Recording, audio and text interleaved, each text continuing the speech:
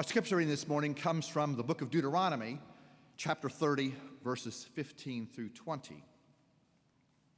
Before we jump into the text and explore it through the sermon, please allow me for a moment to thank you for trusting me to lead you through this transition period for the last year and a half. It has been a joy to return to my home church, a congregation that has meant so much for me and really throughout my ministry has been in the background of all that I have done and served churches around the Charlotte and other places in the Carolinas.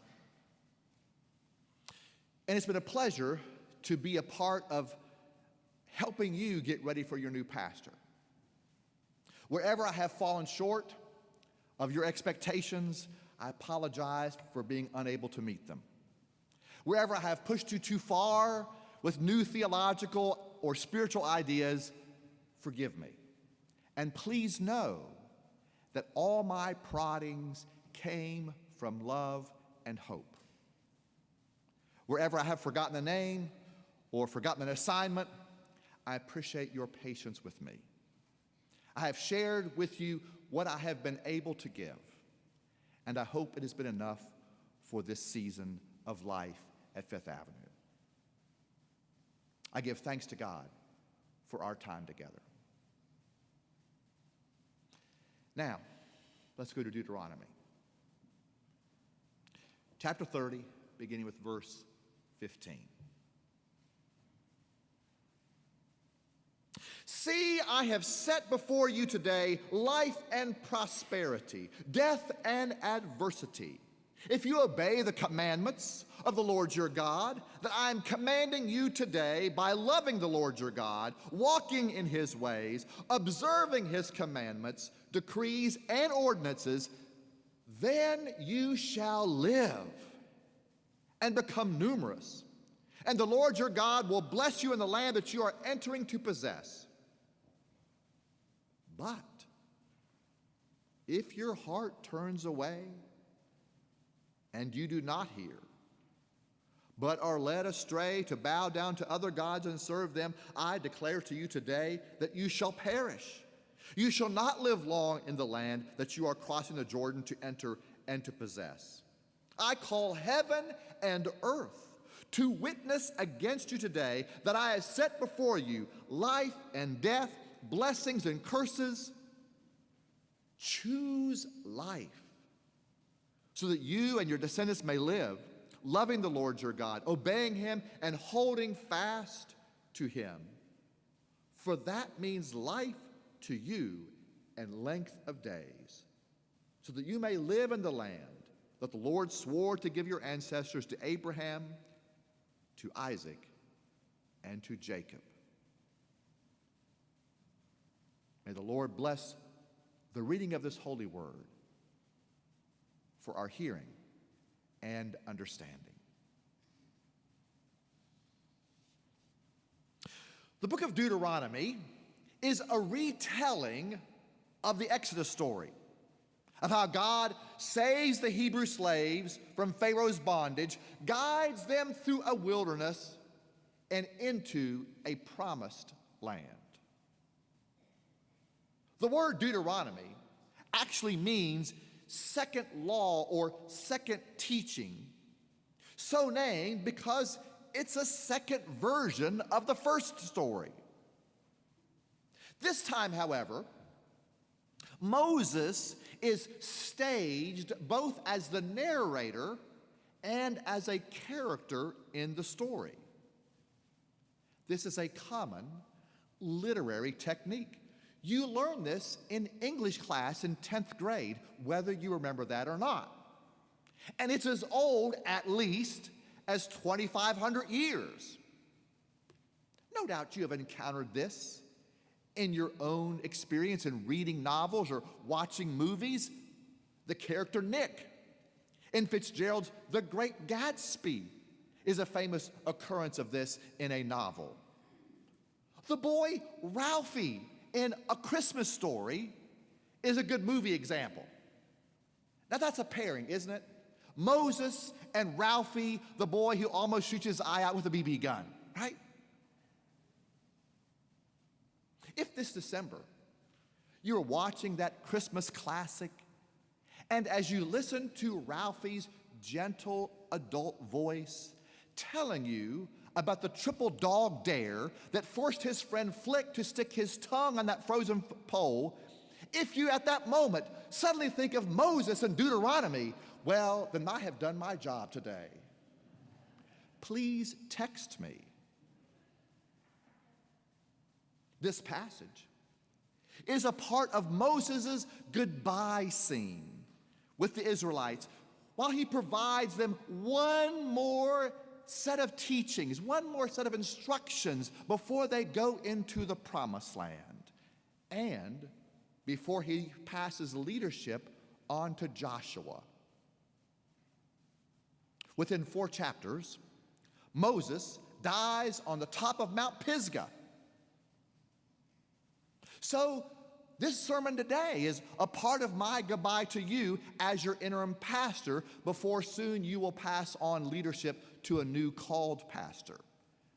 I'm just hoping I'll live longer than 4 chapters.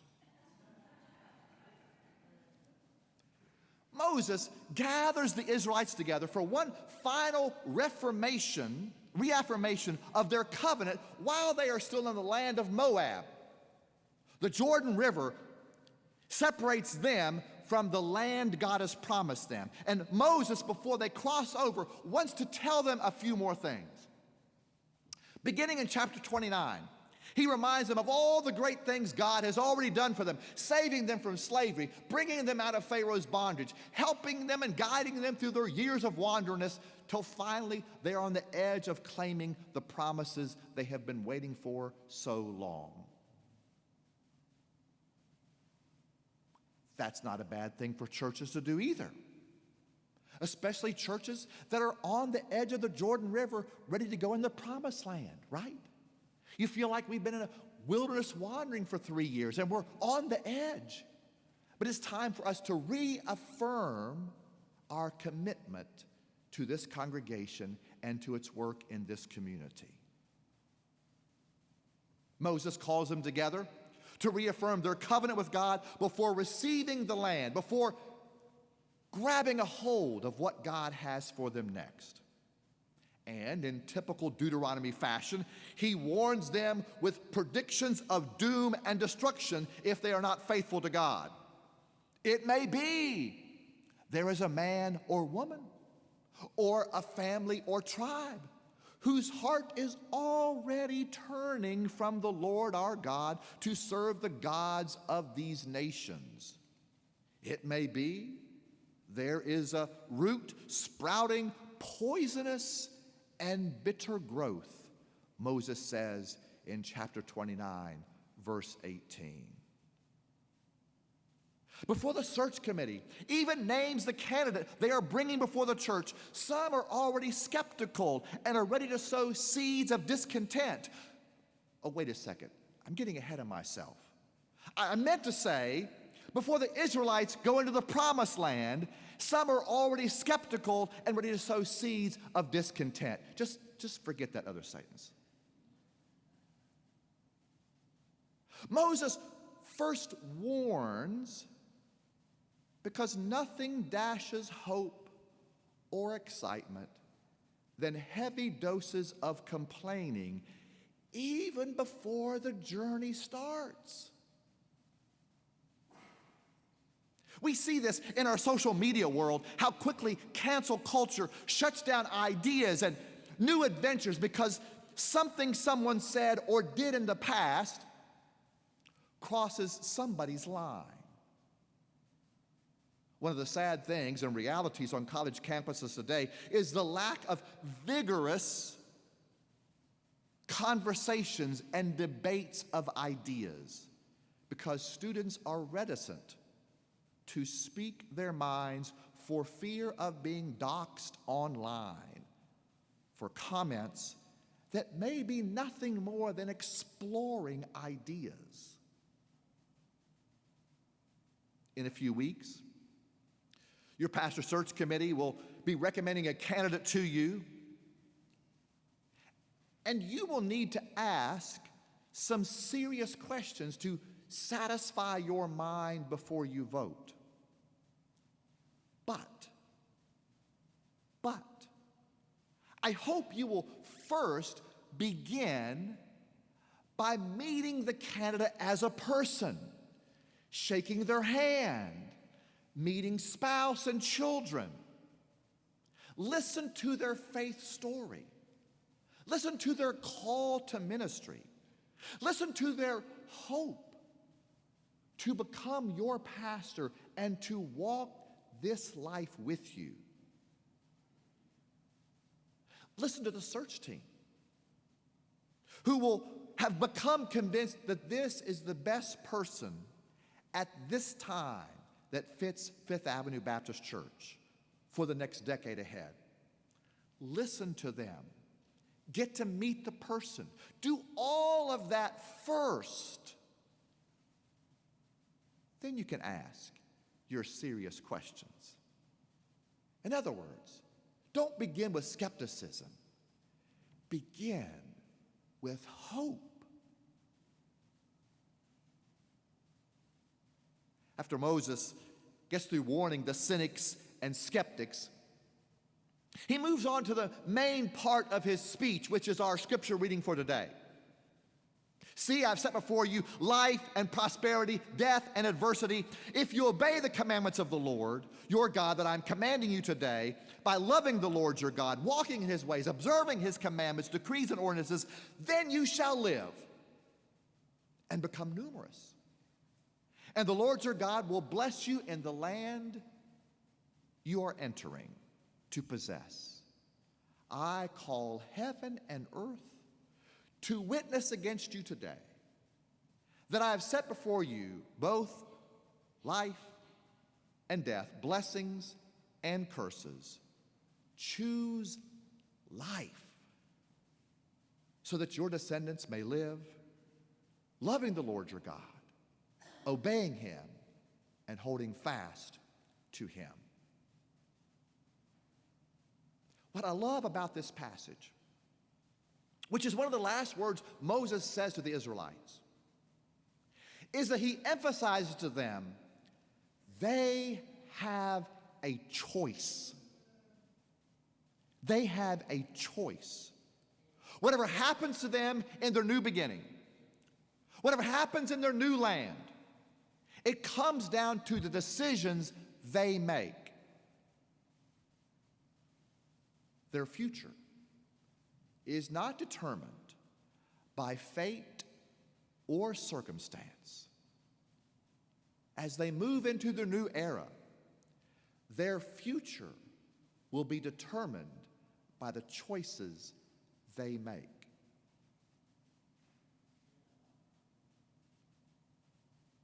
And this is a blessing that God gives to us all the time. That our lives are never determined, but new opportunities are available to us whenever we choose a different course. Thanks be to God. Wherever we felt we've got off on a wrong pathway, there's always the choice to change course. Our lives are never determined by our past. They are always determined by the choices we make through the guidance of God. Thanks be to God.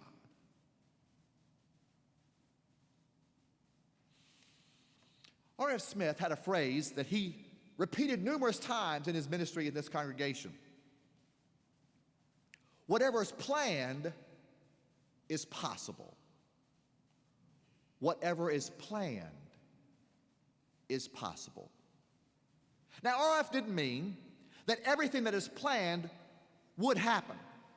He didn't mean that every good choice and every good decision guarantees a good outcome.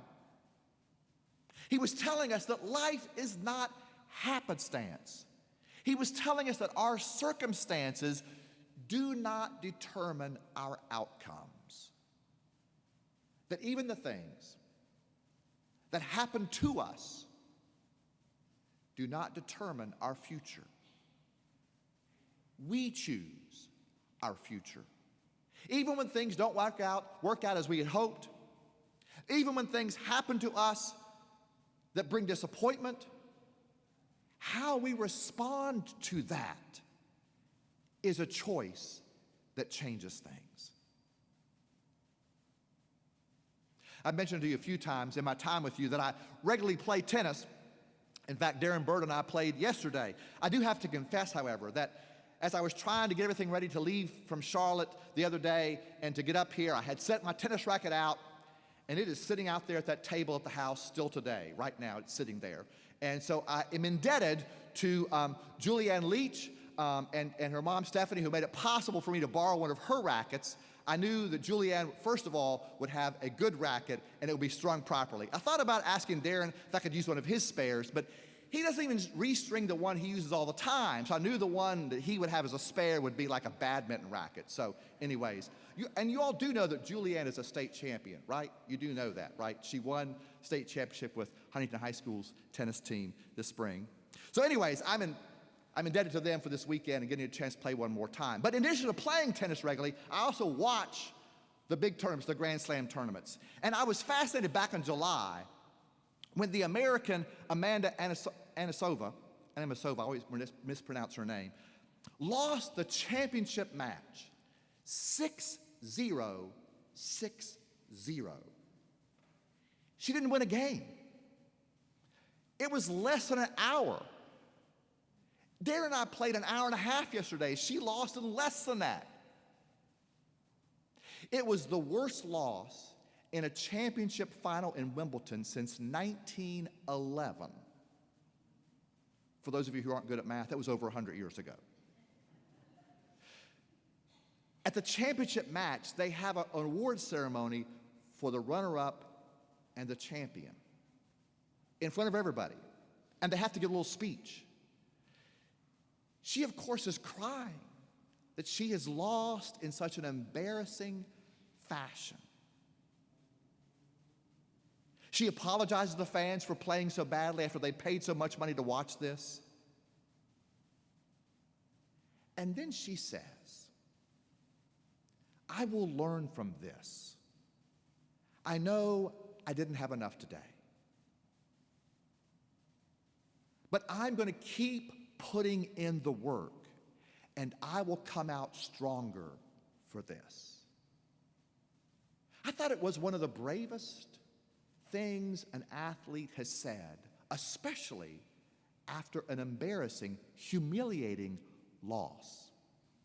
Right there, in front of all these people, she kind of confesses, but also says, this is not going to determine my future. Right then and there, she was choosing another future. And she would not let this humiliating defeat mark her or shame her or determine her future. And this wisdom came from a 24-year-old young woman. And there's more to this backstory. At age 17, she had her first breakthrough in women's tennis. She made it to the fourth round of the Australian Open. She made it to the semifinals of the French Open. People were talking to her as if she was the next great women's player in tennis. 3 months after she made the semifinals of the French Open, her father suddenly dies of a heart attack. And he had been her tennis coach since childhood. And she was immensely close and deeply loved him. That was devastating. And it puts an embarrassing loss in perspective. Losing your father at 17, who was your coach, that's devastating. Losing 6-0, 6-0 doesn't come close to that. She took some time off, tried to come back, but she wasn't the same. The mental strain of losing her father and having different coaches who reminded her that her dad wasn't there, it just wasn't working out. Finally, she just quit altogether. Stopped playing for, I think, almost a year. She went back to college. She hung out with her friends. She just tried to live a normal life. And she began deciding what is important in life. How did she want to live? What choices would she make? A little bit more than a year ago, she said, I can try again. And it's with all that happened, she ended up in the Wimbledon final to then lose. But it's because of all that, she could have the maturity to stand up after losing like that and say, I know I didn't have enough today, but I will learn from this. I'm going to keep putting in the work, and I will come out stronger for this. And this past week, at the U.S. Open, she beat the person who beat her 6-0, 6-0. And eventually made it to the finals yesterday. And if this was Hollywood, she would have won. But unfortunately, real life is not always Hollywood, and she lost, though she played really, really well, and it was a fabulous match. And I'm confident that one day she is going to finally climb that mountain and to win a Grand Slam tournament. Because mentally, she has already chosen her future. Now, maybe it won't happen. But when it does, and you see that headline, you remember she chose this after a devastating loss of losing her father and after being embarrassed before the whole world watching tennis. If we plan something, visualize something, imagine it, then it's possible to accomplish it. Guarantee it? Nope. But if we can plan it, it's possible. Moses is telling the Israelites that they have a brand new beginning. What happened back in Egypt is past. Leave that there. Don't let your past determine your future. It's a new day, so choose wisely. I've set before you life and death, blessings and curses. Choose life. Whatever's planned is possible. Thanks be to God. One of the joys I've had this time with you for the past year and a half is to see this church kind of believe in itself again, to see positive steps we've been taking to get our house in order to call a new pastor, to try some different things with Sunday school and music and worship, to be ready to dream and explore again, to see where God may take us. Fifth Avenue Baptist has so much to give the greater community of Huntington and the Tri-State area as the hands and feet of Jesus Christ. And I hope that you can see in yourselves the possibilities that lie within this congregation. We are limited only by our choices. Let me say that again. We are limited only by our choices. We are not limited by the past. We are not limited by the circumstances of the 21st century. We are only limited by our choices. With God's guidance, we choose our future. It is not determined for us. We choose it. See, I have set before you life and prosperity, death and adversity, blessings and curses. Choose life that you and your descendants may live, loving the Lord your God, obeying him and holding fast to him. Friends, may you choose wisely in the weeks ahead and in the months to follow. In leadership with your new pastor, may you continue to choose wisely and find a new calling for a new day for Fifth Avenue Baptist in this community. R.F. Smith was right. Whatever is planned is possible. Amen.